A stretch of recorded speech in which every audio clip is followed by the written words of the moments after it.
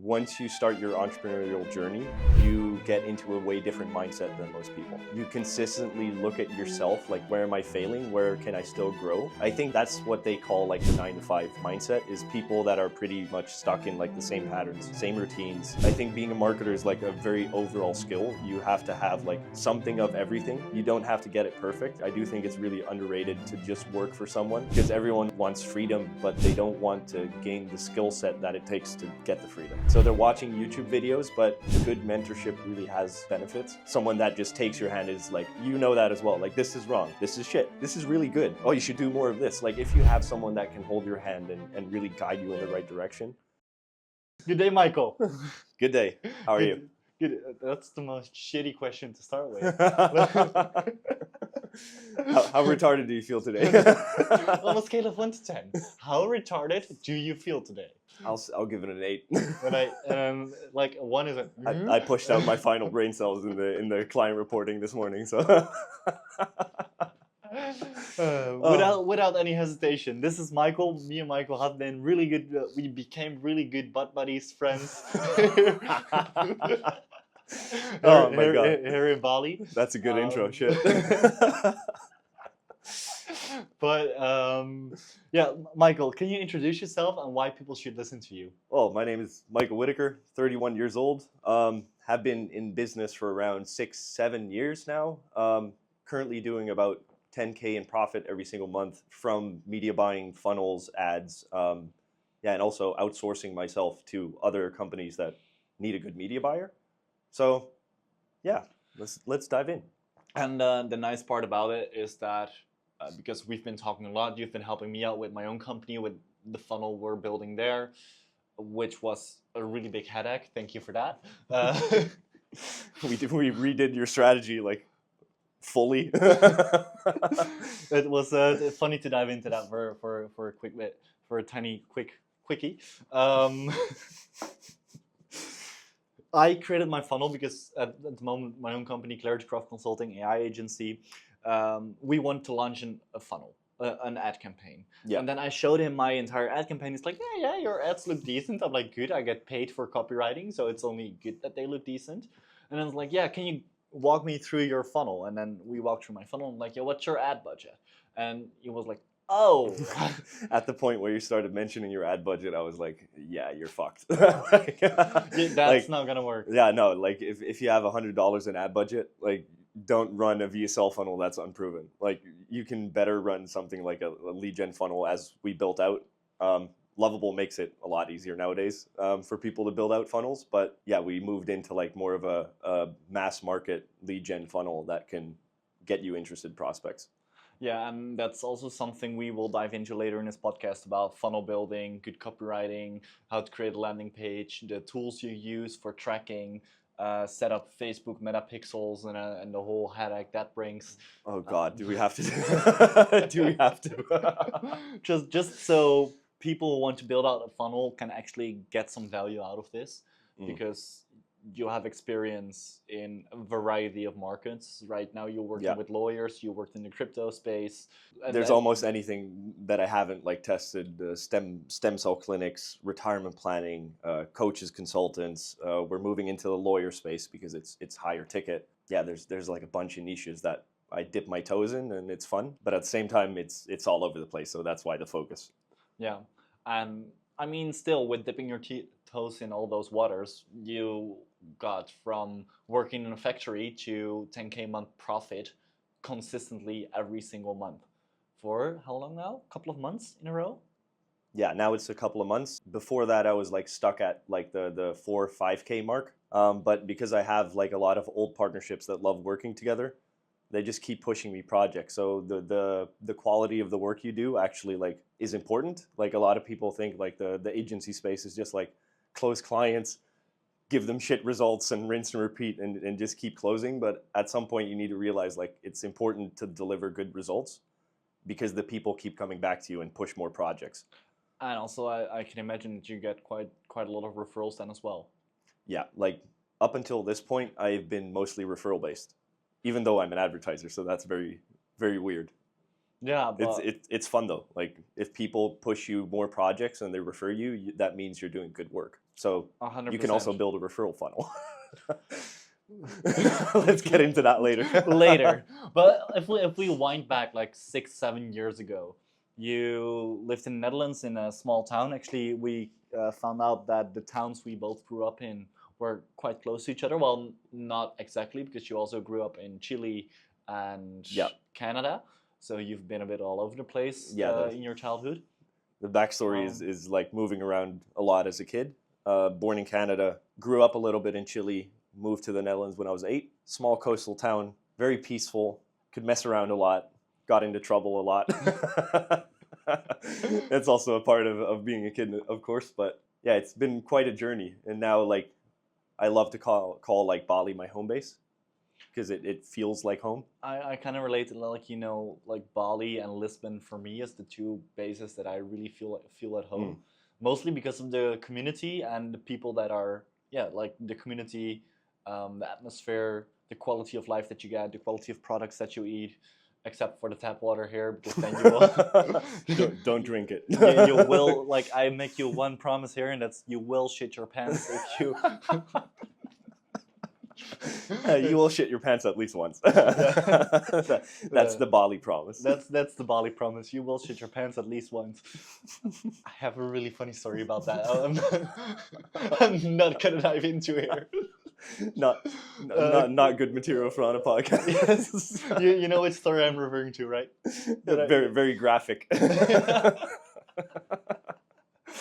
But beyond that, like when you started 6-7 years ago, where did it actually start? Because you were not that well in school and everything. Like, can you wind back to how that was? And if I wind back even further than that, I was always horrible at sitting in a bench and like learning. So I always like passed all of my classes like barely. But if I look back into like where I started my entrepreneurial journey, it was when I saw people advertising. It's like a platform in the Netherlands. Your viewers probably won't know it, but it's like Amazon FBA. Yeah, let's call it. It's like the Dutch Amazon FBA. And I saw people advertising that, and I thought it was the best business model I've ever seen because I didn't have to do the logistic process. I just needed to buy and test products, and in reality, it was a lot harder than they explained it. So I failed that business model. Like, I really failed that one. I bought a lot of products, lost a lot of money, didn't work out. After that, I went into dropshipping. And even though that seemed like a good business model, I did not have any ad spend for the actual advertising. So again, like I had like a bunch of web stores built and I could not get the traffic. So that was another failed attempt at, at like trying to become an entrepreneur. And that's what I realize right now with all the failures that I made in the past year is that if I would start my business over right now, the first thing I would build is a funnel and generate traffic for that funnel. Because in the end, having a funnel and having like some kind of client journey and a way to generate traffic for that is literally the blood and heartbeat of any business. Exactly. And nowadays you can even get away with like organic outreach, cold outreach. So you don't necessarily need to start with ads, even though like ads now is my bread and butter and I love it. There's a lot of methods you can use, and I used that when I started my advertising journey after like the drop shipping. I fell in love with like the advertising and the psychology behind it. And at some point I realized like if you can run ads to get people into your funnel and convert them through like the sales psychology that you're using on the funnel, that's just beautiful. But you can also use like other methods like LinkedIn outreach. That's how I got my first client. That immediately was also like a very high paying client. We completely messed up. Sorry. But yeah, there's a lot of ways you can get clients nowadays. But I do think you need a good offer and a good funnel process where you can, what you said, like where you can pull them through so that they understand what they're getting, the deliverables, timeframes, and that they actually get sold on the concept of what you're trying to push them into. And when you were in that phase of doing let's call it Amazon FBA and drop shipping and all of that, what were you doing? Like, how old were you and what were you doing? Where did that spark started to say, hey, what was the dream there? It's funny. The dream was freedom because I always valued freedom more than anything else. I always loved to be able to decide whatever I wanted to do when I wanted to do it. And I really got sold on the concept of like the Dutch Amazon FBA because of advertising. And that's like how two filled projects down the line, I actually realized what I liked was not like the model itself, but I fell in love with the thing that got me sold on those like business models. And I was like, oh shit, I should actually look into this more. And I think I was around 31 now, 7 years ago. So like, yeah, 23, 24. And then you were also working in a factory. Exactly. You were working in a factory. You were doing all kinds of shitty side jobs to get by. Like Yeah. let's be honest. Like you did all kinds of shitty side jobs to get by.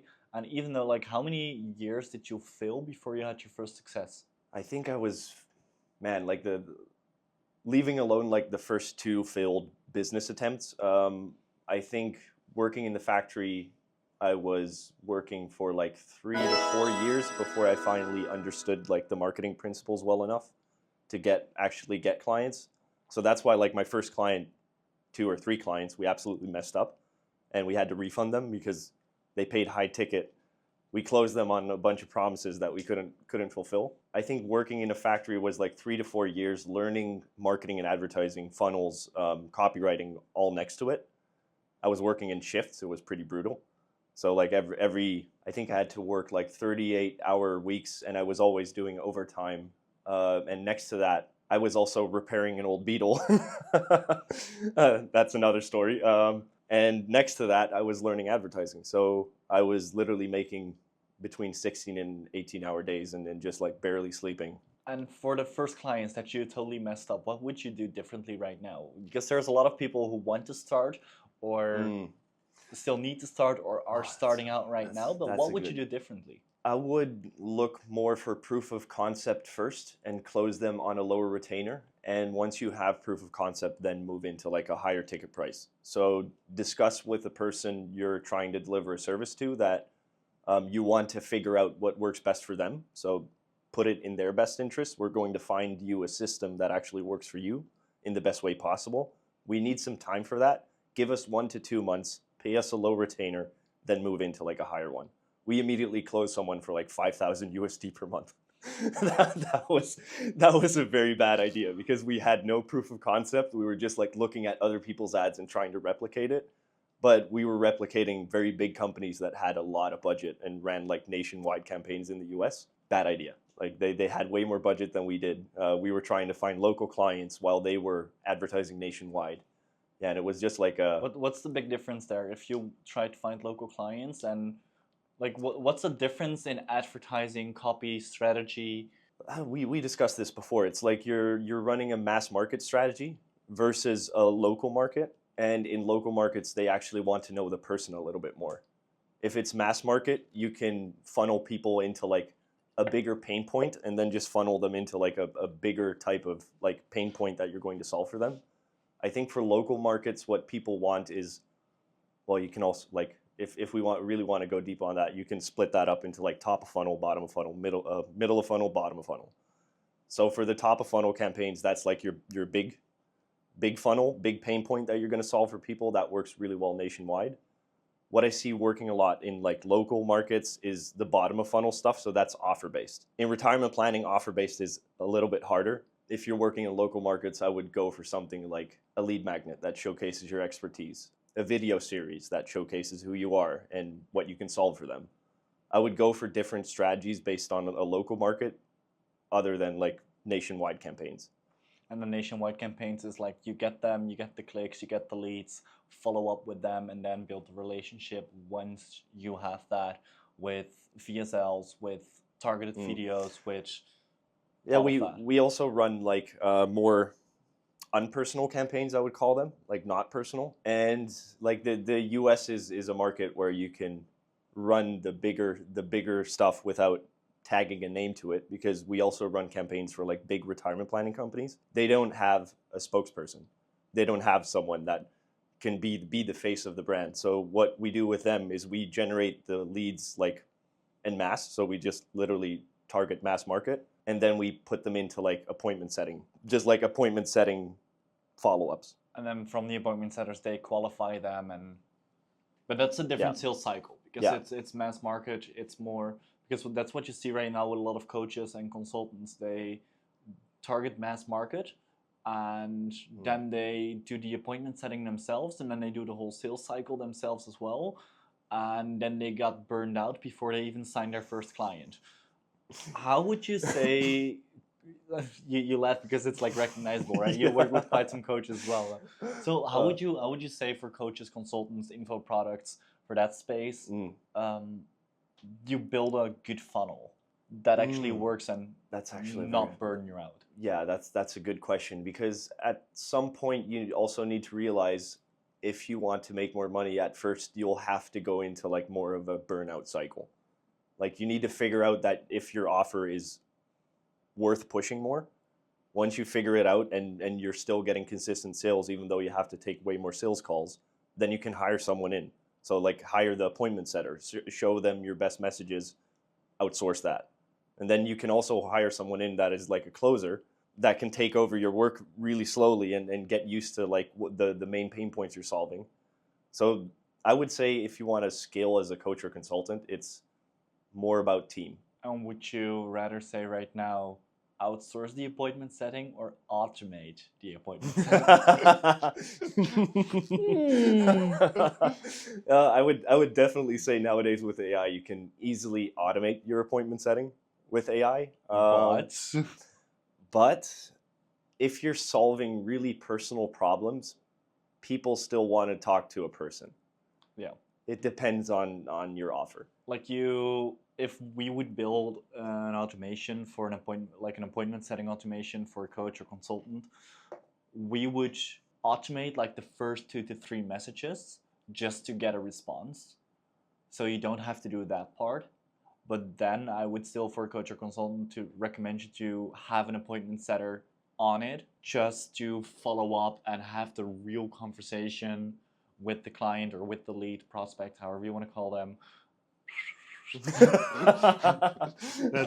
Yeah, that clip was way too good. You should reference that clip in the description. It's way too good. It's about a reel I saw on Instagram where they did like the Wolf of Wall Street scene, but then for B2B marketing, and it's hilarious. It's so good. I will send it to my editor, and he will.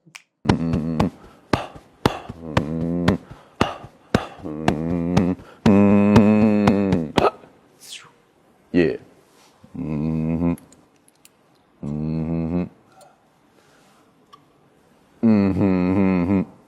Microdose?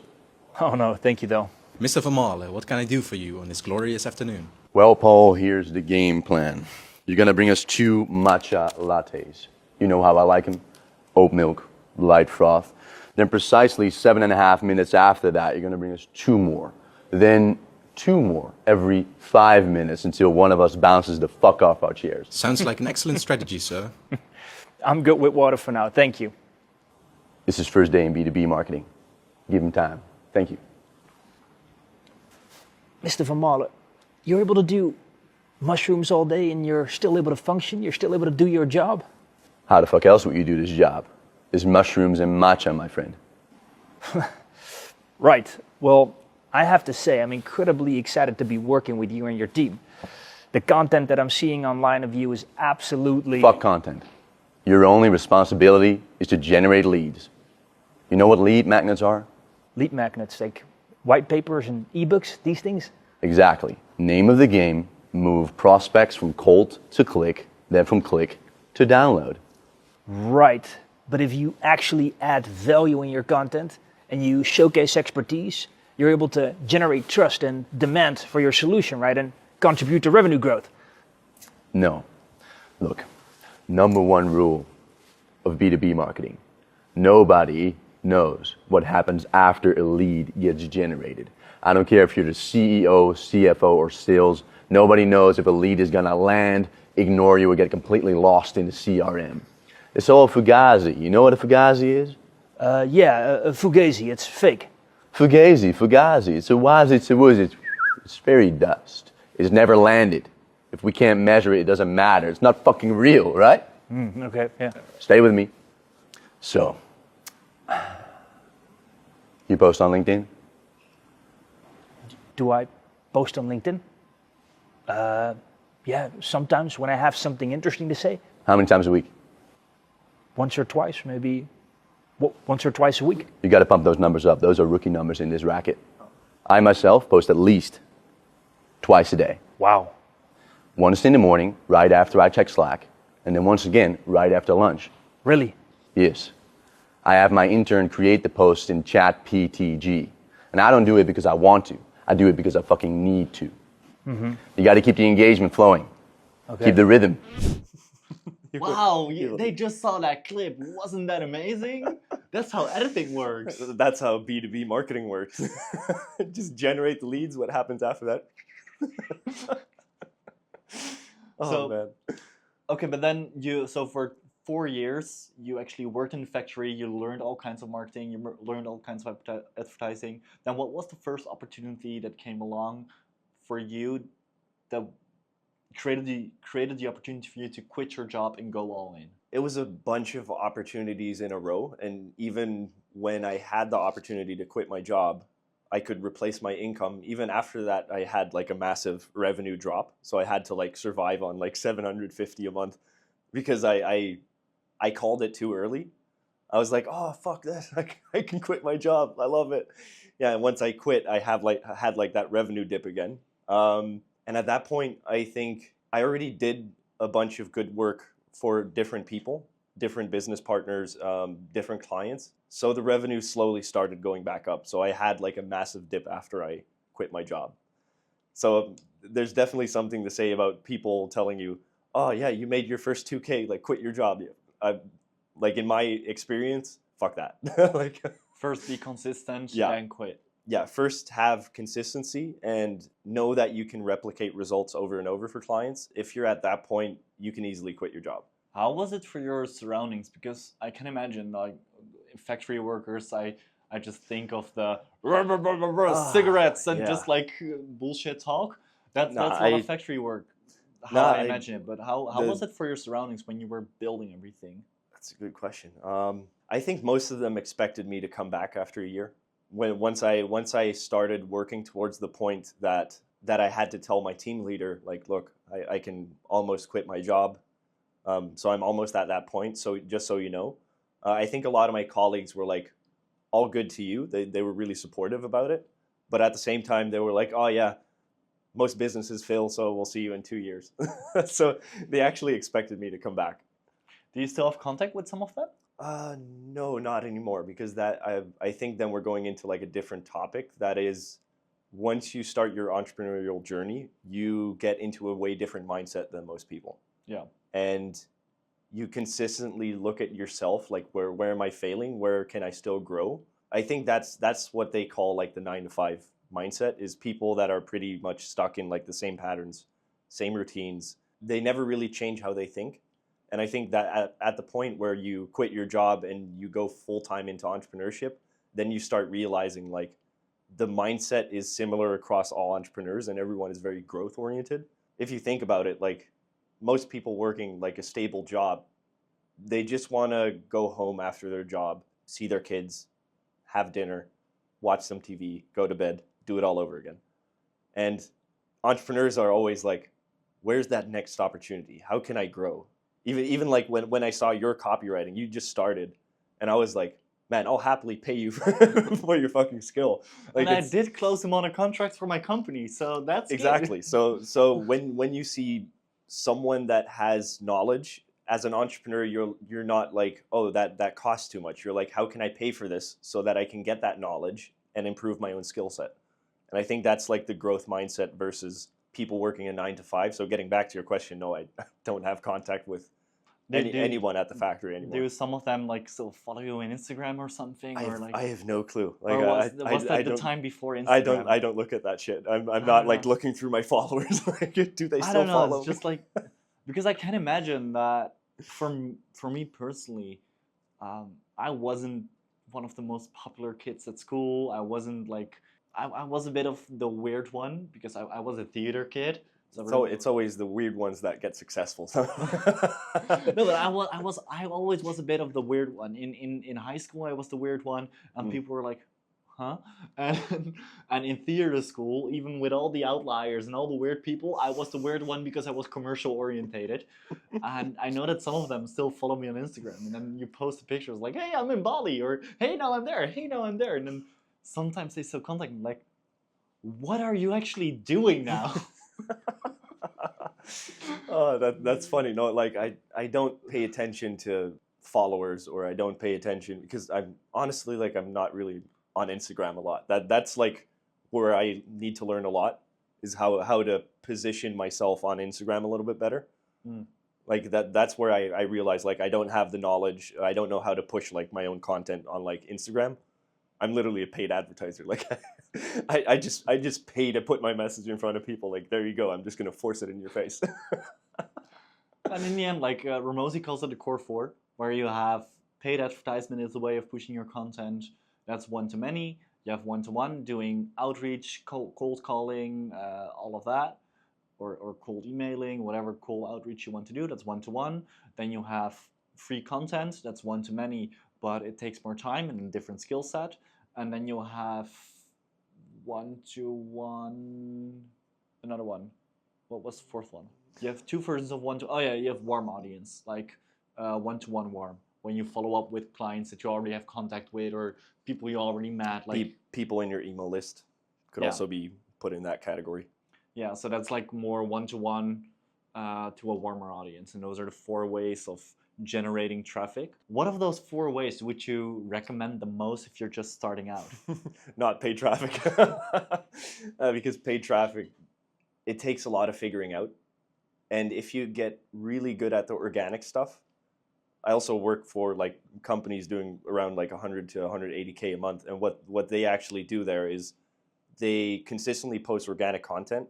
Whatever works really well in organic, we just push it through to an ad. That's like a hack you can use. If your organic posts are really running well, then you can decide to push it into an ad. So I would definitely start with like the organic and cold outreach part. That's also how I started. Not the organic, but the paid, the like cold outreach, definitely. And what would you say that for the organic part, do you like reframe the CTA in the end, like the call to action, if you're gonna push it out, or?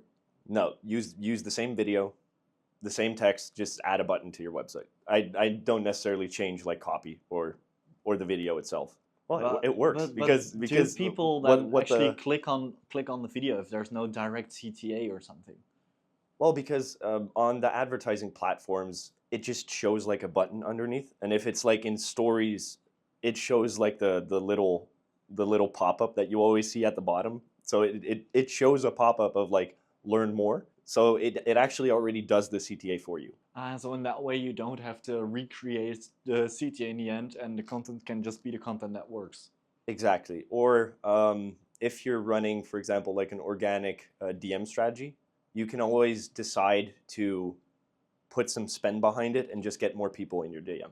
Organic DM strategy. Can you like explain a bit more? Those are the type of posts you see people make that are like big pain point, a lot of value, a little bit of about their experience, and then most of the times it's like a free giveaway or like a comment below for masterclass, or send me a DM with masterclass to receive my free training. So you can definitely just grab that and put spend behind it, because you're going to increase like the amount of DMs coming in and the amount of people and commenting. Then you have a setter or an automation set up that... Most of the times automation. Most of the times an automation, a setter, you always have to pay for those. So because we were talking about like people starting out, I would definitely try to do everything yourself first.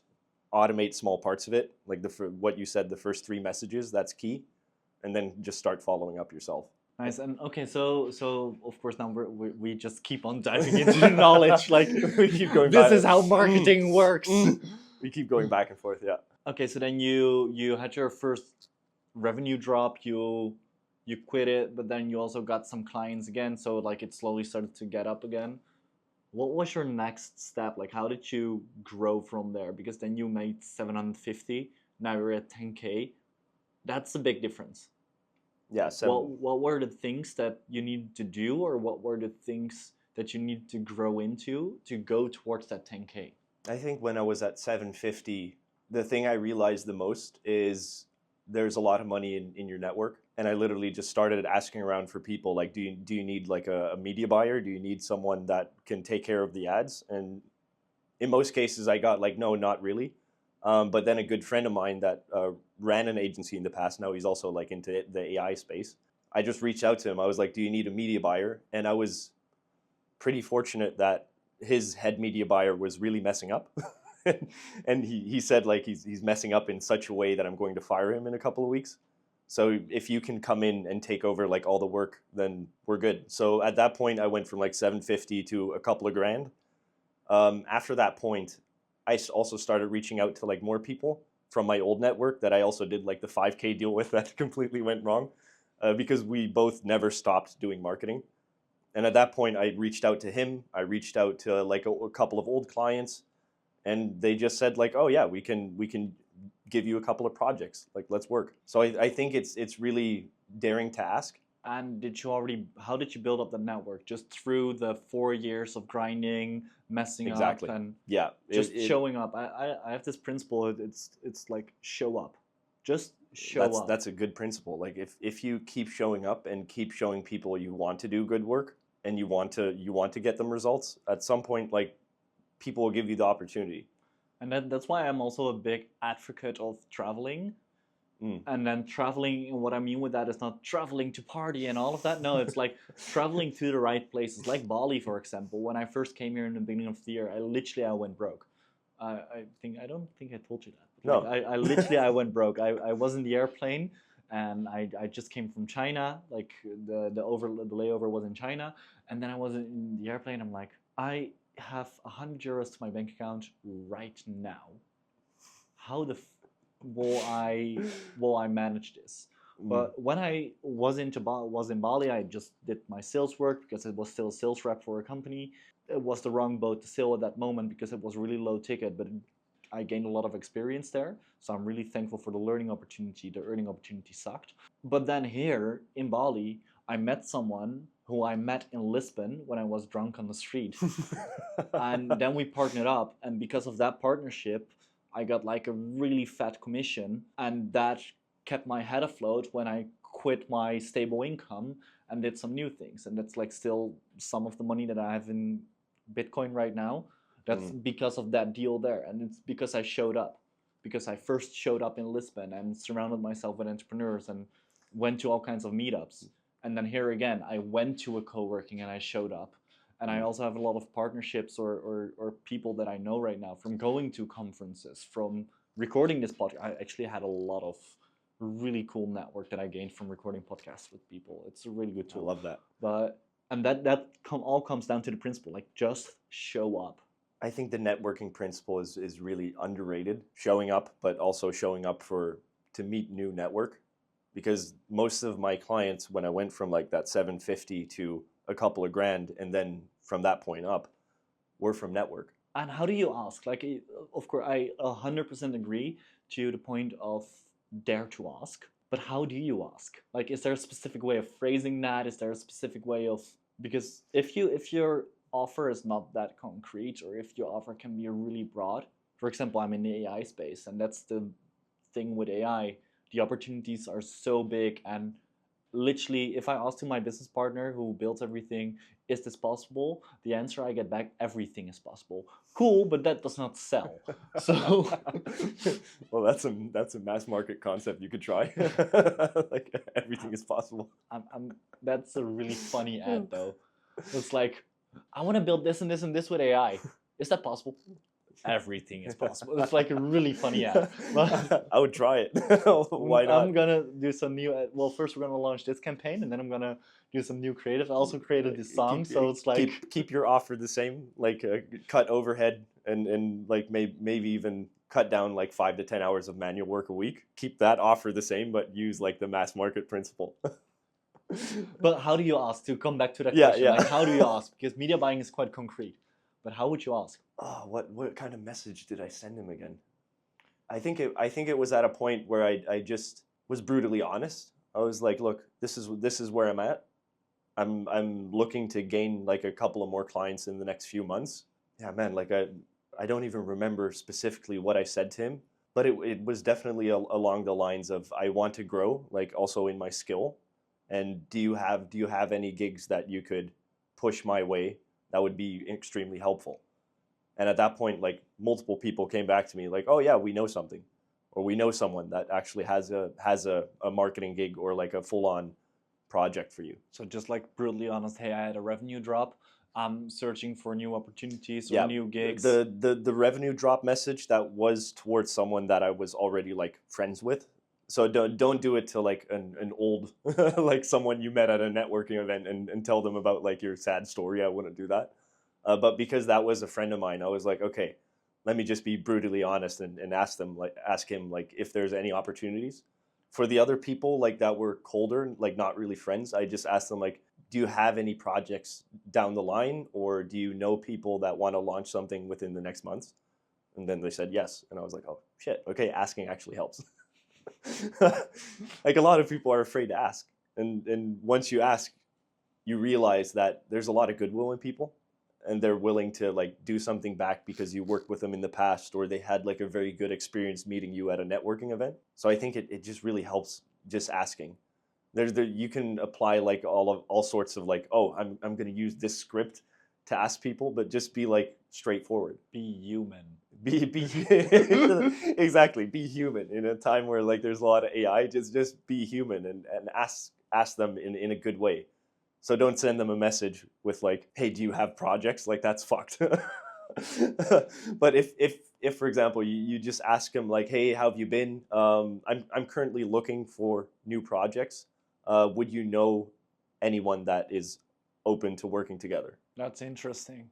Like just and don't do that in the first message. Of course, there's like a sequence to it. Okay, but like I'm the artist that thinks like, okay, Yeah, so that's the message I want to say. What's the sequence here? I've seen your Figma board. Okay, I understand.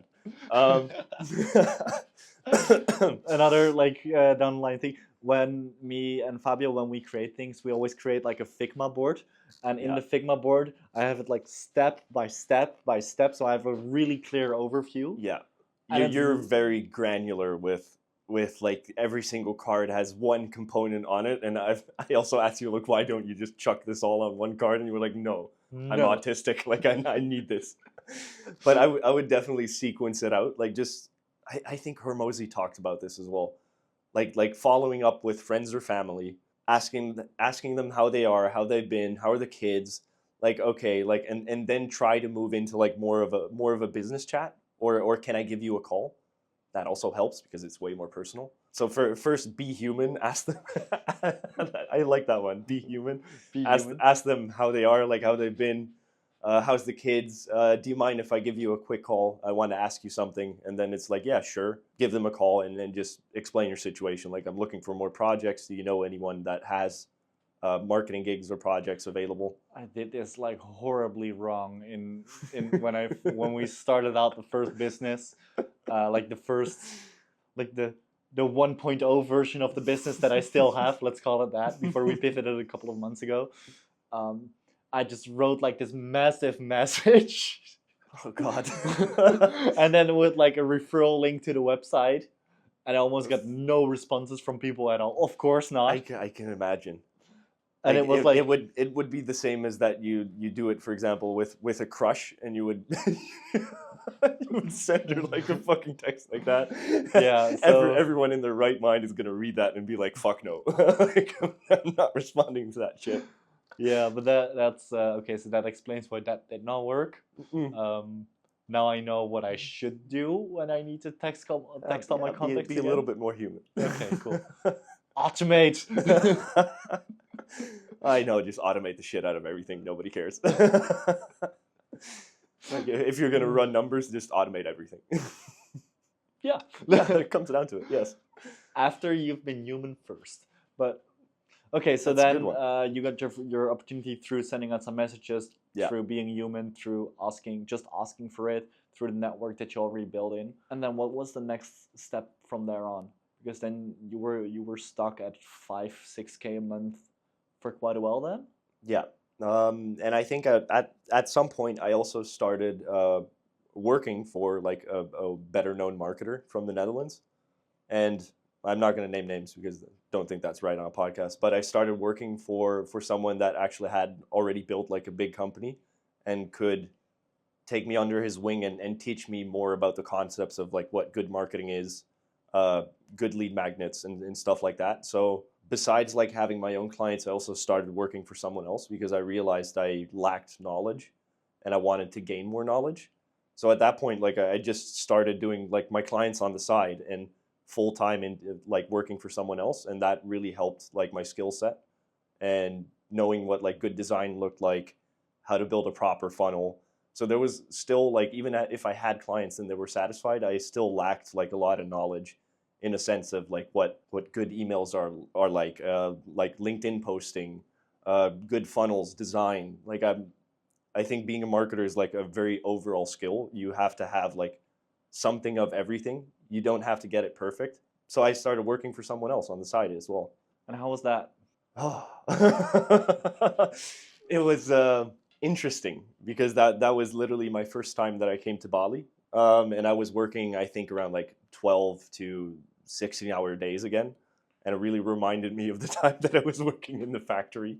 I was just like, oh shit, this was actually not what I wanted to sign up for. So like slowly, I think he also realized at some point, like slowly, he was just like, yeah, like we're moving into like a different business concept. Like we don't really need you anymore.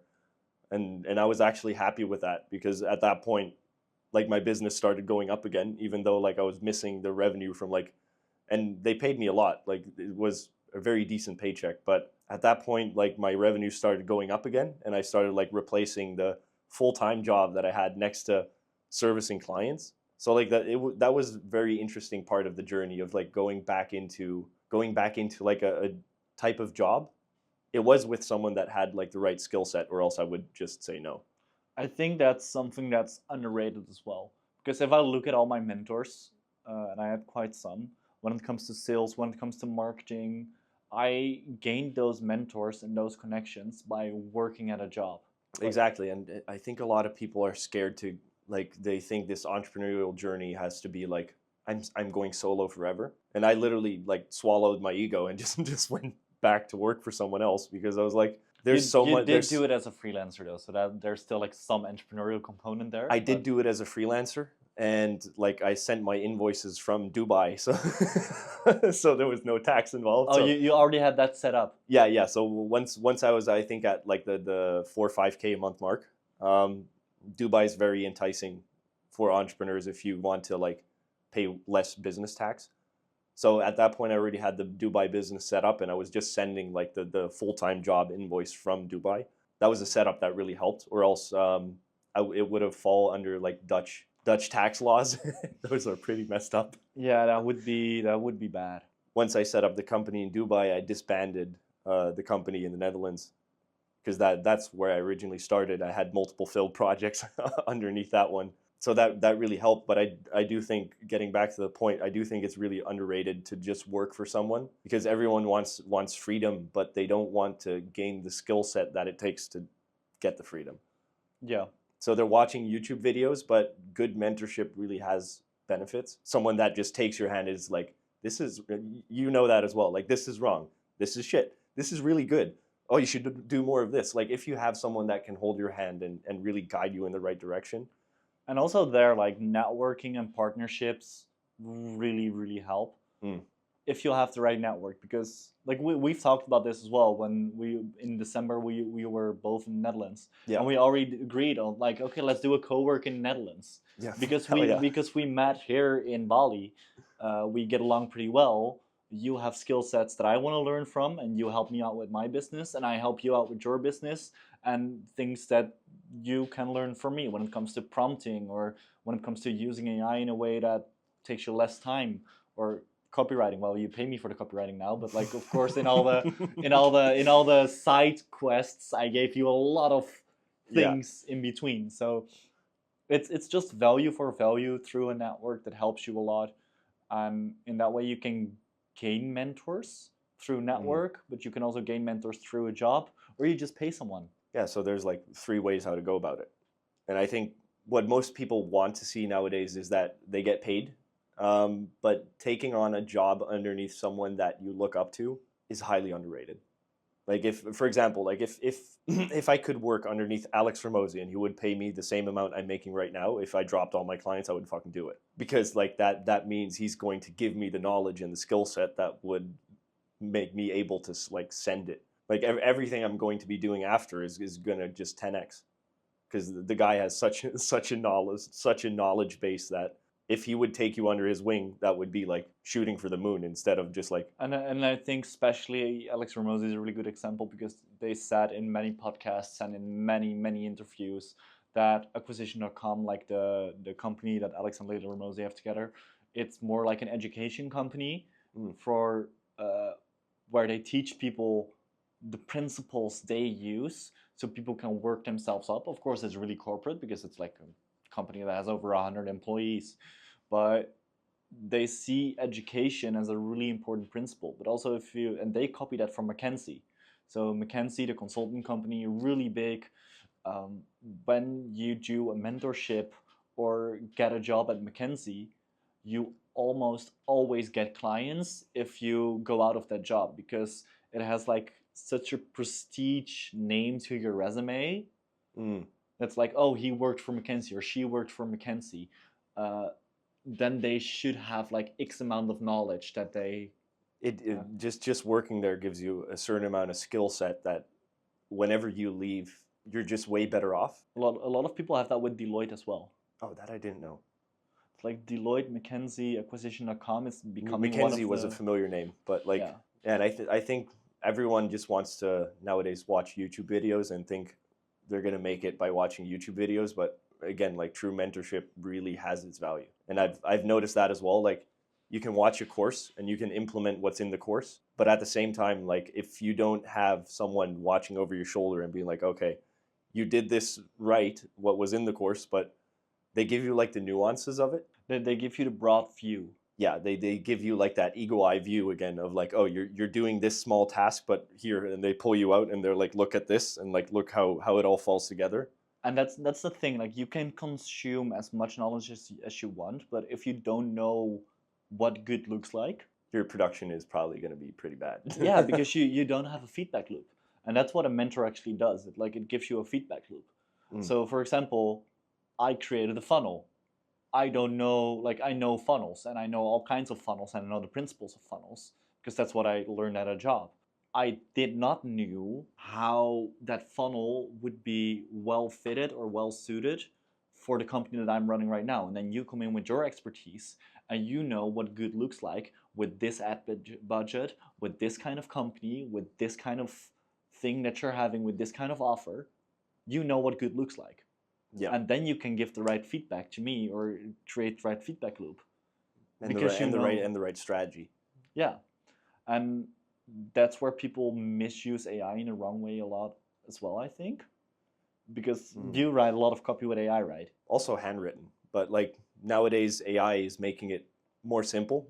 And that's where you're helping me out because I can prompt a lot of stuff and it looks decent. But when I saw like how you were structuring your prompt, I was like, interesting. Okay, so I'm missing a certain part of knowledge in my prompting that you definitely have, and I was like, oh shit, okay, I can learn something here. And that's because like you can do copywriting with AI, you can do copywriting in general, but if you don't know what good copywriting looks like, you just think it's copywriting, but it's not because there's a certain skill set required. And it's the same with vibe coding or coding in general.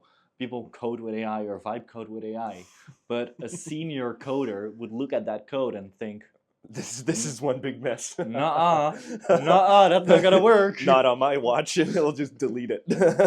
Start over. But I think that's something like, do you think people are just too lazy to think? Well, it's only and it's only going to get worse. Because people are outsourcing their critical thinking nowadays to, well, if you want to dive into like more of a conspiracy thing. Let's go. Like people are outsourcing their thinking to governments, institutions, and for example, the news. COVID was a great example. And I think now that AI came into play, it's only going to get worse. if you see how much people actually outsource to AI now, they don't think anymore. There's no critical thinking. They even did like a study into people's brain activity, people who were using ChatGPT around like a couple of hours a day, and they found out that their brain was like, their capacity to critically think went down by like 30 or 40% already, and AI hasn't been around too long now. People don't think. They would rather outsource their thinking because it makes life so much easier in perception. But in reality, if you do critically think, then I think it makes for much better choices and experiences. And you're training your brain way more to just like work. You're training your brain more to like actually work. But then again, what was for you the critical thinking, and what was for you the way of thinking that needed to change to go from that 4 to 5K barrier to the 10K barrier where you're at right now? Ooh, I think that is realizing I don't know shit. It literally was realizing that the skills I have are good, but not fantastic. And realizing that made me want to improve what I was doing, and I started testing more, and I started like making different creatives, for example, for clients. And I was like, okay, I got way more granular with like my results, and I'm way more self-critical than I was at like the 4 or 5K mark. Because you need to be critical of your own work. And at some point I thought my ego was built up a little bit, and I was like, oh, I got this, like I'm good. And then at some point you realize like I'm not that good.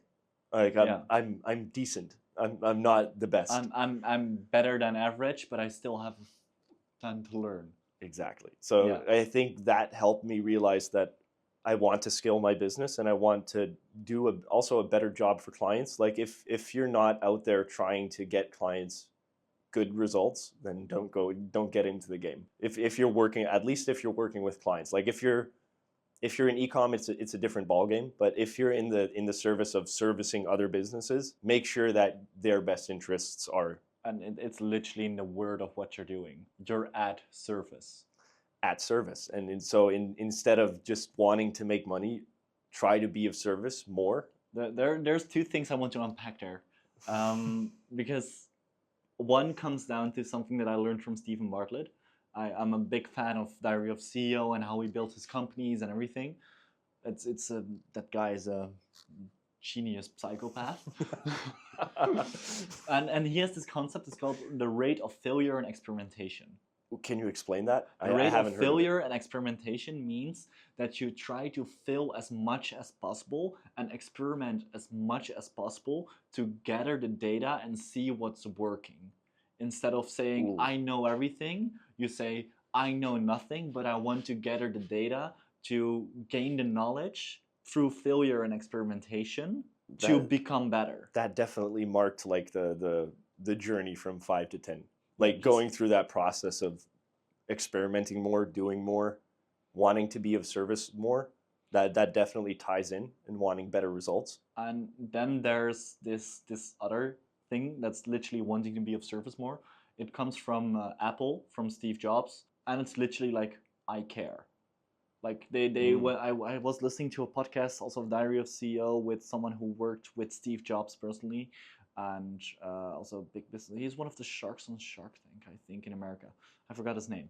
It's like always like 5 watches and stuff. It's like 5 watches. Yeah, he's just like big watch guy. I forgot his name. Like, but it's maybe I will. No, I will not. But ADHD. No. But he said that the thing that makes Apple successful is the fact that they do care about all the details that no one cares about. Because they care so much about the client experience and cutting all the fluff, cutting all the noise to make it work for in the best way possible. That's what makes them successful, because their service is actually good. If you're an Apple user, you don't go back to Windows. Like, no. It's like never. I have a MacBook, I have an iPhone. Yeah. And I would never go back to something else, because it's just how it works and how it all works together and how easy they make everything work. It's in that ecosystem, it's like, comes down to being like client centered. yeah, That's your second principle, like being client centered and creating something for them instead of something that you like. and that's also where the feedback loop comes back into place, because you have feedback loop from mentors, but you also have the feedback loop from clients. What does the market actually want? And I think serving your clients is also like, do you ask your clients, hey, is there things I can improve? Sometimes, yeah. What does that bring?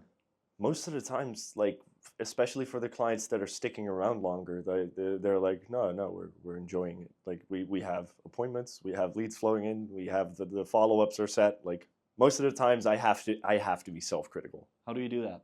Trying to put yourself in your target's market shoes. And when we're talking about ads, if you want to improve your ads, what is your client actually thinking? Like, what is their burning pain point? Like, I think one of my mentors used to call it like a bleeding neck problem. What is their actual bleeding neck problem? How does it make them feel?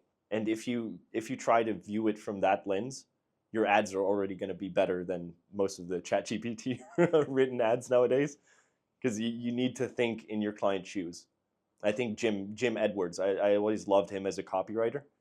He was also like one of Russell Brunson's like main copywriters for a while. He always talked about, if you can put yourself in the client's shoes, like literally in their shoes, you try to like mentally go through the cycle they would go through mentally, like try to visualize it. Like, how would they feel? How would they go about their day?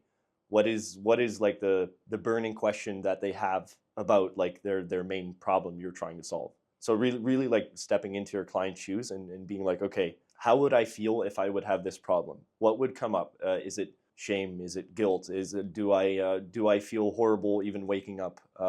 You're really trying to like move yourself outside of yourself, and that also takes a lot of practice. Like, you can't necessarily visualize like, oh, I'm this client. Like, yeah, I have pains. What's next?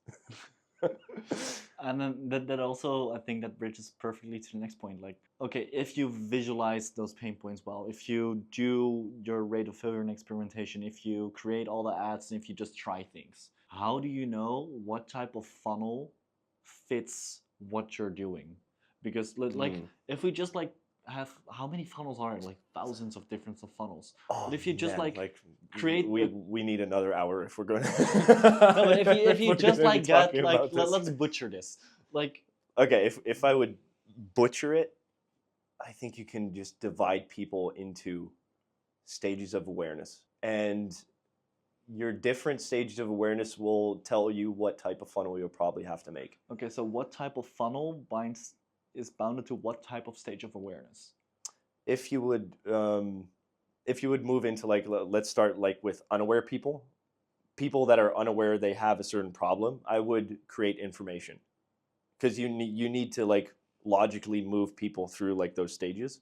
And if we define information, it's like Information can be ebooks. content, ebooks, a free training. That's also I would put it together as like lead magnets. You're trying to educate your prospect on how to move from like, you're trying to move them from like unaware to aware.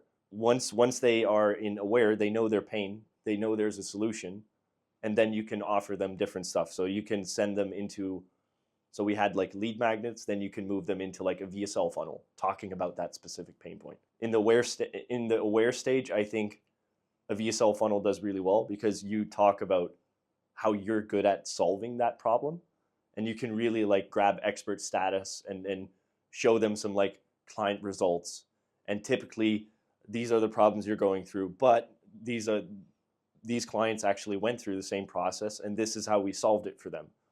So you can really move people through like the stages of awareness with different funnels. And then like, so if they are aware, you can send case studies, for example, then that would... I think there's 5 stages of awareness. I always mix them up. Like, you have unaware, aware, most aware, and no, I think I'm forgetting one again. You're now at 3. Yeah, so unaware, aware, what came after aware?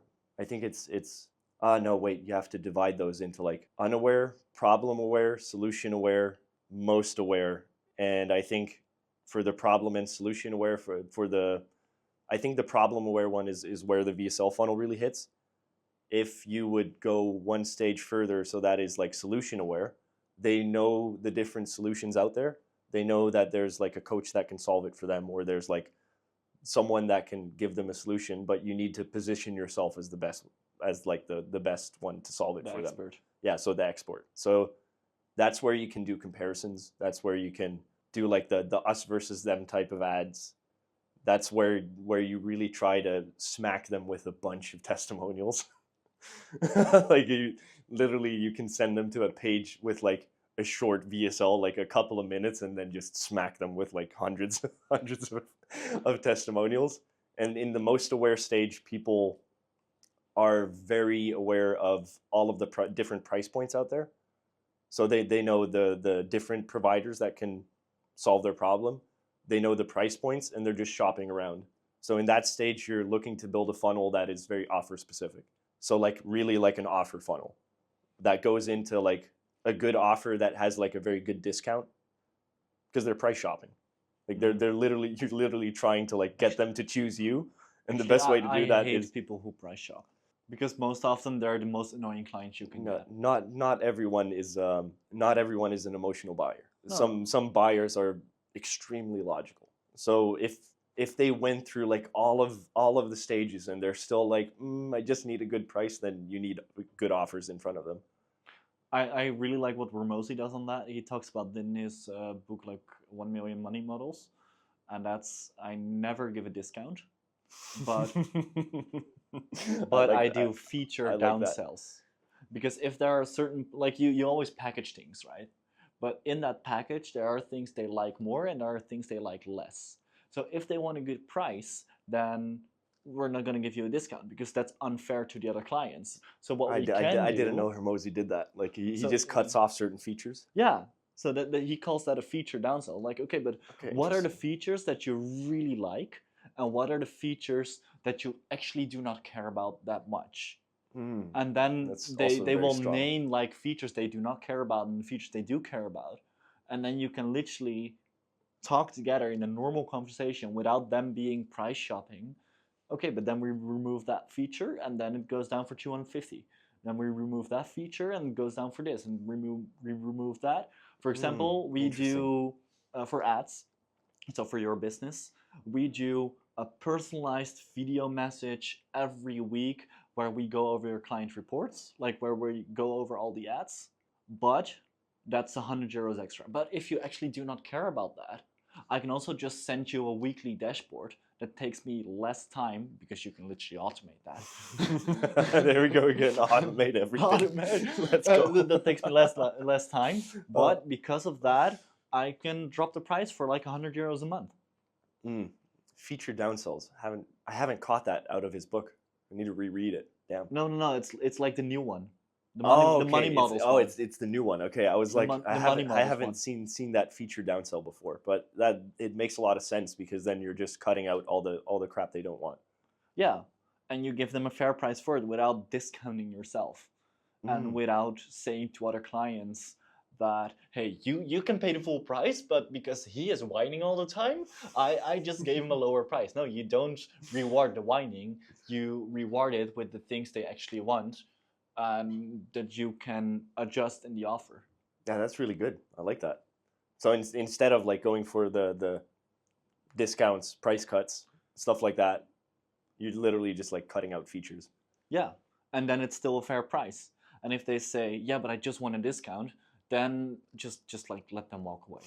Because I think we both know that people who always ask for a discount Oh man, are the most terrible clients that you can have. Agree on that one. The clients that actually pay you the most are the most chill. Yeah. They're literally like, you send them a message like, hey, invoice sent. Are all the leads good? Like, how are the sales going? Yeah, all going good. I'll pay the invoice today. Done. Like, That's it. That's it. And the client's paying like $500 to $1,000. They're like constantly on your ass and constantly like asking for like, oh, why is this way? Oh, why are the results this way? Oh, why is this? And I'm always like, oh. I literally, I was in a call with my business partner Fabio, and we were in a conversation there, a sales conversation, with a client who just like only had €1,000 of budget. She was willing to work with us, but in everything in that call, we were like, she's gonna be a pain in the ass. She is gonna be a pain in the ass, and it's not that we're like really profitable or really like we're not that big at the moment, because that's why we only have 100 euros ad budget, but and me and Fabio, we talked afterwards, like, I mean, we can close this deal, we can serve this one, but is it worth the headache? I would, or do we just? I would say maybe. Like or in, do we in the just, past, like, I knew I took on clients that I absolutely knew were going to be like a massive headache, but I just don't take them. I did it. I did it anyway, and It's not worth does, it. It does teach you a lot about how to handle people. Yeah, but how I've to- been in sales for the past 3 years. I know how to handle people. Exactly. So, I already know that. yeah. But like, that's just not worth it, because then they pay the lowest ticket, they demand the world, and for the lowest price. Oh, that sounds so familiar. And they always want, like, it's never enough. Yeah, you literally go through hell to service those clients, and They at some point when the payout happened, you're like, and they're always too late. Was that worth it? Well, And they most often pay too late as well. yeah. So how do you handle, like, you can say no to them. When I was starting out, I just said yes to everything, even though like people took up so much of my time. I was like, oh, I wish I hadn't done that. But Yeah, so you do learn through that process. You worked in sales, so you already went through that process. I had to learn like the hard way when I was starting. I was just like so starry-eyed and like, I'll take on everything, and then but I think that's had a massive bad client, and that literally like kept me up at night. And I think that's the thing about, if you're only in the position of sales and not of delivery, you still close them, even though you know it's a hack. You're just like, I don't care. There you I just go. want my commission. Here's your products. Oh, So like, I do know how to handle You're just them. like, that's the delivery team. Go to them. Yeah, we have customer support for that. There's a customer support email I can send over to you. Or a chatbot. Oh, that's even better. Like, don't have people deal with them at all. I like that. Can you imagine if you would just have like an offer, and that's like your shitty client offer?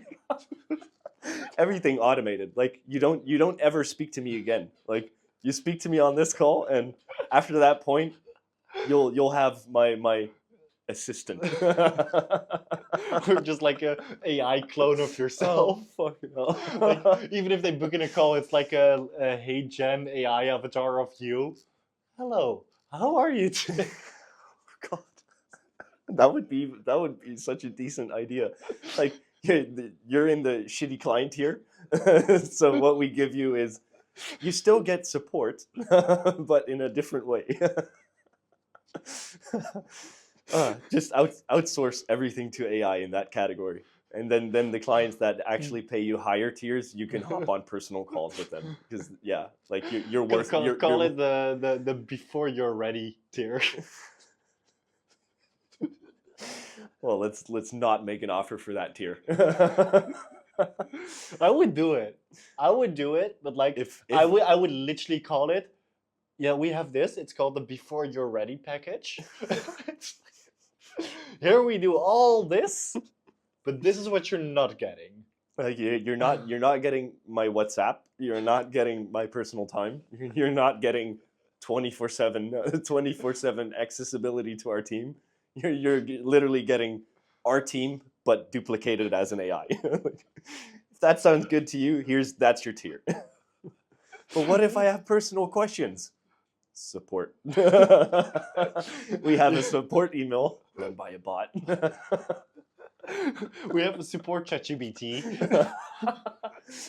If you have questions, we have a custom GPT for you. That answers all the questions. That actually would be fucking hilarious. I need to make an offer like this, like the before you're ready offer. Like, you still get everything from our skill set, but no personal access whatsoever. You don't even get like personal updates. It's all like AI. So if that sounds good to you and you still want, But then you only pay 500 euros a month. exactly, like that's the before you're ready tier. Yeah. $500 a month, no personal access. Like, That's out of the question. Even the support email is a bot. So have fun.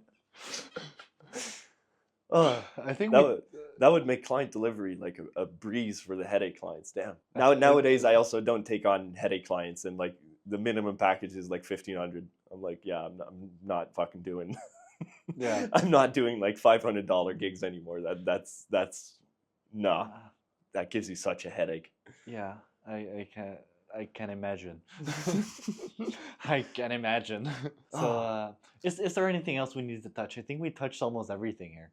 We touched funnels. We touched ad creatives. Did we touch ad creatives? Like, No, we didn't really, but I think we're running out of time a little bit. okay, so then Wait. just a little. Just half an hour. Just half an hour. That's fine. Okay, so No. one last message about ad creatives. What are the core things you need to think of when it comes to ad creatives? 3 core things you need to think about with your ad creatives is your offer message clear in your ad creative? Don't especially if you're starting out with ad creatives, don't over design. Just have a clear cut either offer or message in your ad, and have like, if you want to keep it very easy, have like a bullet point stack in your creative with CTA. That's it. Your ad creative literally is for the click. If you're talking about still images, if you're talking about videos, that's a whole nother. That's that's not another hour. Yeah, that's a whole nother story. But simple ad creatives actually work really well. Ugly ad creatives as well, you told me. Yes. We've A/B tested a lot of stuff. We sent the same ad creative to a designer, and we literally made something in Canva with a black background and white text, and that was it. It outperformed. Like it even had like half the cost per lead as the overly designed ones. So did you send that to the designer as well? No, I don't want to hurt his feelings. I think that's like an ongoing faith between marketers and designers. Designers wanted to look good, marketers wanted to work.